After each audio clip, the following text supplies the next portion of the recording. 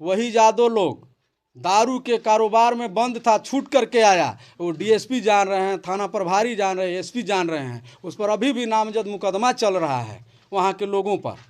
अब तब भी अभी कोई कार्रवाई वैसा नहीं हुआ। इसके बाद में बाकी लोग, हम लोग थे गए, जो जैसे बारी बारी जाते गया और मराते गया, जिसका फुटेज हमारे पास है। मैं डीएसपी साहब के मोबाइल पर भेजा था, उन्होंने हमको कॉल बैक किया कि ये कहाँ का घटना है, कब की घटना है। मैंने सारी बात उनको बताई। बताने के बाद में जब मैं हॉस्पिटलाइज था चंदौली एसपी सर्जिकल में, तो वहाँ पुलिस बयान भी मेरा लिया। और वहाँ से जब मैं गाँव आ रहा था कि मैंने हमारा भीम आर्मी सहयोग किया शुरू से लेकर लास्ट तक। हमारा मीडिया के बंधु ने मेरी आवाज़ को वहाँ तक पहुँचाए हैं, न कि प्रशासन पहुँचाया है। प्रशासन को तो दोनों बार मैं अवगत कराया हूँ, और दोनों बार मेरा प्रशासन का हमारा मोबाइल नंबर भी गया होगा 112 नंबर पर, उसको टटोला जाए कि यदि मैं नहीं किया हूँ तो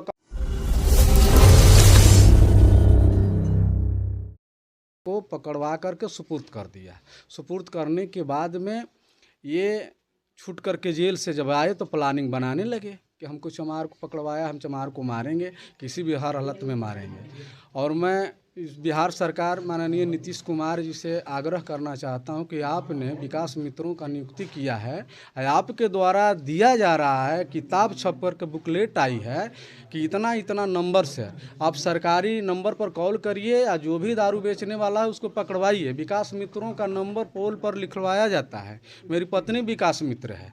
आप एक तरफ से तो कहते हैं कि दारू बेचने वाले माफिया को अरेस्ट करवाइए, टोल फ्री नंबर दिया गया है, और दूसरे तरफ से जब हम अरेस्ट करवाते हैं तो आपकी प्रशासन आकर के हम ही को उल्टा दबाव बना रही है। और वो लोग जिसको हम अरेस्ट करवाते हैं वो माफिया का रूप लेकर के, स्वरूप लेकर के हमको मारने पर उतारू हो जाता है। तो ये जब घटना घटी, इसके बाद में प्लानिंग बना करके वो लोग मारने पीटने लगा। मैं यूपी से न्योता, तेरही का न्योता करके ग्राम नुआव से गुजर रहा था। मेरे गांव के बच्चे लोग इंटर स्तरीय विद्यालय आदर्श नुआव में पढ़ते हैं। शहीद बाबा के यहाँ मेरे गांव के बच्चों को लाठी डंडा से मार रहा था, ओढ़नी ओढ़नी खींच रहा था। मैं वहाँ सिंगल पर्सन जी, ग्राम बड़हरा के लोग, महिलाओं को, लड़कियों को, हाँ महिलाओं को भी, लड़कियों के लिए वो ज़रूरत पर तो गवाही पर देने के लिए, बयान देने के लिए तैयार है अपना। इसके बाद में मैं वहाँ मोटरसाइकिल रोका और 112 नंबर को फ़ोन किया। प्रशासन का मैंने अवगत कराते हुए प्रशासनिक सहायता लिया, और ले करके प्रशासन साइकिल का फ़ोटो बनाया, वीडियो बनाया, लाठी डंडा सब कुछ का वीडियो बनाया, खदेड़ा भी। और वहाँ से मैं करके अपने गांव आ रहा था। गांव आने के बाद में कोई मुखबिरी किया होगा कि वहाँ का बीडीसी जनार्दन जो है प्रशासन को फ़ोन किया था, वही घर जा रहा है। इसके बाद में मैं मोड़ पर आया तो ऑलरेडी मेरे गांव के मोड़ पर 10-20 आदमी वहाँ ऑलरेडी रहते हैं, वो चौक है। इसके बाद में मैंने देखा कि कम से कम 100-200 लोग लाठी डंडा भाला गड़ासा बंदूक कट्टा सब लेते हुए आ रहे हैं। हमारे लोग निहत्थे थे। मैंने बोला कि चलिए भाई लड़ाई झगड़ा मत करिए, हटाइए। मैंने हटाने का काम किया। वहाँ पर भी मैं 112 नंबर को कॉल किया। मेरा नंबर था, जिस नंबर पर मैं कॉल किया था वो नंबर प्रशासन के पास रिकॉर्ड होगा। मेरा मोबाइल नंबर सारा कुछ है उसके पास। मैंने उस घटना को भी सूचना दिया। जब प्रशासन 112 नंबर आई तो ये राइफल बंदूक लेकर के भागना चालू कर दिया। उसका फुटेज, वीडियो फुटेज भी मेरे पास है। और मुझको मारा, लाठी डंडे से मार करके बाँह तोड़ दिया, घवाहिल कर दिया। मेरा मोबाइल भी कूच करके ख़त्म कर दिया। और जो भी हम पहने थे सिकड़ी वगैरह सब वहीं पे तोड़ थाड़ करके, बाकी निहत्थे थे हम लोग, जो जाता गया उसको मारते गया लोग। घटना कहाँ घटी थी? ये घटना बड़हरा और मसौढ़ा के मोड़ पर घटी। आखिर घटना करने वाले कौन कौन लोग थे? कुछ लोगों का नाम घटना देखिए, मुख्य तौर से तो उसमें जब हमको चोट लग रहा था तो हम तो जो 2-4 लोगों का चेहरा मेरे सामने आया। जैसे कि उसमें मेन थे बहादुर यादव, जो कि अभी तक प्रशासन उसको कुछ नहीं कर रही है। धीरज, जी हाँ, यादव समाज से बहादुर यादव, बसकित यादव, धीरजानंद यादव, एक सत्येंद्र यादव, नंदू यादव का लड़का था, और लोग मनीष यादव था, संदीप यादव था, दीना यादव था। ये लोग तमाम लोग थे। और लाठी डंडा लगने के बाद में मुझको गश्ती टाइप का आ गया। मैं वीडियो उसका बना रहा था, उसको मार करके किसी तरह से 1-2 फुटेज मैंने डीएसपी साहब के मोबाइल पर सेंड भी किया। मैं डीएसपी साहब से ये सवाल करना चाहता हूँ, एसपी साहब से ये सवाल करना चाहता हूँ, अपने बिहार सरकार से सवाल करना चाहता हूँ कि जब आप बोल रहे हैं कि नशा मुक्त बिहार हो, हमारे आदरणीय नीतीश कुमार मुख्यमंत्री जी, आप बोल रहे हैं कि नशा मुक्त बिहार हो, तब विकास मित्रों को क्यों आप फांसी दे रहे हैं? ऐसा काहे दलित को फांसी दे रहे हैं? क्यों आपने अपना सरकारी नंबर चलाया? उस पर फ़ोन करेंगे, पकड़वाएंगे, छूट करके आया, वो डीएसपी जान रहे हैं, थाना प्रभारी जान रहे हैं, एसपी जान रहे हैं, उस पर अभी भी नामजद मुकदमा चल रहा है वहाँ के लोगों पर। अब तब भी अभी कोई कार्रवाई वैसा नहीं हुआ। इसके बाद में बाकी लोग, हम लोग थे गए, जो जैसे बारी बारी जाते गया और मराते गया, जिसका फुटेज हमारे पास है। मैं डीएसपी साहब के मोबाइल पर भेजा था, उन्होंने हमको कॉल बैक किया कि ये कहाँ का घटना है, कब की घटना है। मैंने सारी बात उनको बताई। बताने के बाद में जब मैं हॉस्पिटलाइज था चंदौली एसपी सर्जिकल में, तो वहाँ पुलिस बयान भी मेरा लिया। और वहाँ से जब मैं गाँव आ रहा था कि मैंने हमारा भीम आर्मी सहयोग किया शुरू से लेकर लास्ट तक। हमारा मीडिया के बंधु ने मेरी आवाज़ को वहाँ तक पहुँचाए हैं, न कि प्रशासन पहुँचाया है। प्रशासन को तो दोनों बार मैं अवगत कराया हूँ, और दोनों बार मेरा प्रशासन का हमारा मोबाइल नंबर भी गया होगा 112 नंबर पर। उसको टटोला जाए कि यदि मैं नहीं किया हूँ तो काउंटर केस करके मेरे को मैंने काउंटर केस करवाया जाता है। उस पर ये लिखा जाता है कि नियत समय से बड़हरा मोड़ पर मेरे ईफा स्कूल से बच्चे को लेकर के गाड़ी गई थी, और उस पर फलाने लोग ने मेरे बच्चे को मार रहे थे।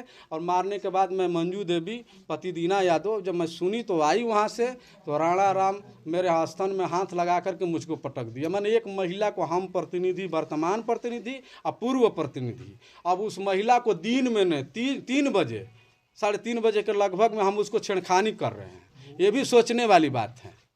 और इसके बाद में भी आप लोगों को फंसाया जा रहा है, इसमें फंसाया जा रहा है। काउंटर केस भी प्रशासन रिलीज कर दी। ये देखिए कि काउंटर केस भी प्रशासन रिलीज कर दी।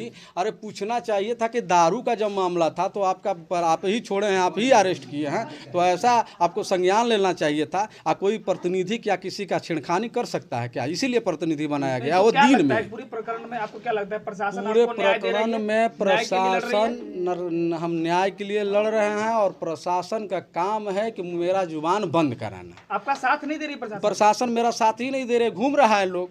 बहादुर को काहे नहीं टांग रही है प्रशासन? धीरजानंद यादव को काहे नहीं टांग रही? इन पर उन पर फ़ोन करके, जब मैं चंदौली से चला तो हॉस्पिटल में मुझसे 2-4 लोग धमकी दे करके गए थे।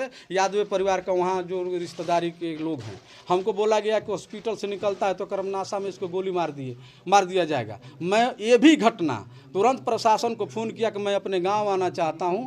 खैर प्रशासन 112 नंबर में को गांव पर ला करके छोड़ी। असलहे और बंदूक लेकर के लोग धमकी देता है। मैंने एसपी सर से अभी लगातार धमकी मिल रही है। धमकी अभी भी दे रहा है। हम एक प्रतिनिधि हैं, मेरी बीबी विकास मित्र है, मैं बीडीसी यहाँ का हूँ। मुझको ब्लॉक में आना जाना रहता है, शाम दोपहर कभी भी मुझको मेरे जान के अप्रिय घटना घट सकती है। तो मैंने एक भी सवाल किया था कि आप दूसरे को, और देखिए एक और बात है, सुरक्षा की आपने मांग किया था? मैंने सुरक्षा का मांग किया था। ये भी बोला था कि जब उग्र किस्म के लोगों को आपने लाइसेंस दे रखा है तो मैं तो प्रतिनिधि हूँ, मेरे पास से क्यों नहीं लाइसेंस दे रहे हो? हमको भी दो। हमको ब्लॉक जाना है, अपना महादलित का काम कराना है। हम अपने महादलित का प्रतिनिधि हूँ। और इसके एवज में एक और बात मैं कहना चाहता हूँ कि जो बंदूक राइफल लेकर के आए थे, एसपी महोदय से मैं निवेदन करना चाहता हूँ कि आपके द्वारा दिया गया लाइसेंस वो कैमूर में एंट्री नहीं है। जो मेरे यहाँ मुझको मारने के लिए आया था झगड़ा में लेकर के, वो दूसरा बंदा लेकर के आया था, लालू यादव आया था। रविंदर यादव का लाइसेंसी बंदूक है। इसके बाद मदन यादव का लाइसेंसी बंदूक है। और क्या बोलते हैं, एक छट्टू यादव का लाइसेंसी बंदूक है, उनके नाम से है। लेकिन उस असलाह का एंट्री नहीं है जिला में, और उसको उस हथियार को दूसरा गैर आदमी लेकर के हमको धमका रहा है। तो कम से कम हमको लाइसेंस नहीं देते हैं तो उसका लाइसेंस रद्द कीजिए। अच्छा, तो मतलब आपका क्या कहना है इस मामले, पूरे मामले पर प्रशासन और सरकार से क्या कहना चाहते हैं आप? प्रशासन और सरकार से ये मैं कहना चाहता हूँ कि महादलित का आप मुहिम चलाते हैं, तमाम किस्म का योजना भाषण पर माइक पर देते हैं। यहाँ महादलित के साथ क्या घटना होता है आप कभी पूछे हैं? एक मैं प्रतिनिधि होने के नाते से वहाँ का आयु है, दुर्गावती का आयु, चाहे थाना प्रभारी आया था, हमको बुलाया था कि प्रशासन का सहयोग करिए। 6 महीना पहले नया कानून आया है, नया कानून बैनर के तले हम लोग थाना में गए, सहयोग करते हैं। एक भी नहीं बोला हमको थाना प्रभारी कि नहीं तुम्हारे साथ क्या हुआ, वहाँ का जनप्रतिनिधि प्रतिनिधि हुआ, ऐसा ऐसा क्यों घटना हुआ है, न बात नहीं किया। तो हमको मैंने डर लगता है हमको कि आने जाने में मेरे साथ कभी भी अप्रिय घटना घटाई जा सकती है, करवाई जा सकती है और किया जा सकता है मेरे साथ। इसलिए हम चाहेंगे कि हमको सुरक्षा हो और मुझको लाइसेंस दिया जाए, हमारे समाज की सुरक्षा किया जाए। हम लोग तो एक दूसरे के खेतों में काम करने वाले हैं, असहाय लोग हैं। हमारा परिवार, हमारा महादलित परिवार जब से नहीं जाएगा तो कोई उसका मैंने जीविकापार्जन नहीं हो सकता है। एक आखिरी सवाल कि भीम आर्मी से आप कह रहे हैं कि भीम आर्मी हमें सपोर्ट करते हैं, भीम आर्मी से क्या उम्मीद है आपकी? भीम आर्मी से ही जो तक यहाँ तक जो भी रवैया अब तक हुआ है, जो भी एक दो लोगों का अरेस्टिंग हुआ है, वो भीम आर्मी का देन है। यहाँ बीएसपी के लोग हैं, आरजेडी के लोग हैं, जदयू के लोग हैं, तमाम लोग हैं। लेकिन हम बीएसपी के लोग हम लोगों का वोट बैलेंस देख करके राजनीति करते हैं, इसमें वो सक्रिय नहीं है। वहाँ पे सुनने को मिला हमको कि यादव समाज का कोई नाम नहीं रखना चाहेंगे, अभी कन्फर्मेशन नहीं है हमको, जिस दिन हो जाएगा हम उसको भी बयान में कहेंगे। वो यादव समाज का लोग काउंटर केस कराया और हमारा ही वोट लेकर के वो नेता बनते हैं, हमारा समाज उनको नेता बनाता है और हमारे समाज के ऊपर ही अत्याचार करते हैं। तो इसलिए हम कहेंगे जितना हमको भीम आर्मी ने मदद किया है, भीम आर्मी सहयोग किया है, मैं भीम आर्मी को धन्यवाद देना चाहता हूँ, दिल से उनका शुक्रिया करना चाहता हूँ कि अभी जो मैटर हुआ, 2-1 लोगों का गिरफ्तारी हुआ, वो भीम आर्मी का देन है। जी हाँ, राम बाबू जी हैं, तमाम लोग हैं ऐसे ऐसे भीम आर्मी के लोग, प्रदेश अध्यक्ष जवाहर आज़ाद साहब, सारे लोग मदद किए और मदद करने के बाद हम लोगों को चोटिल हुए, जाकर हॉस्पिटलाइज हुए।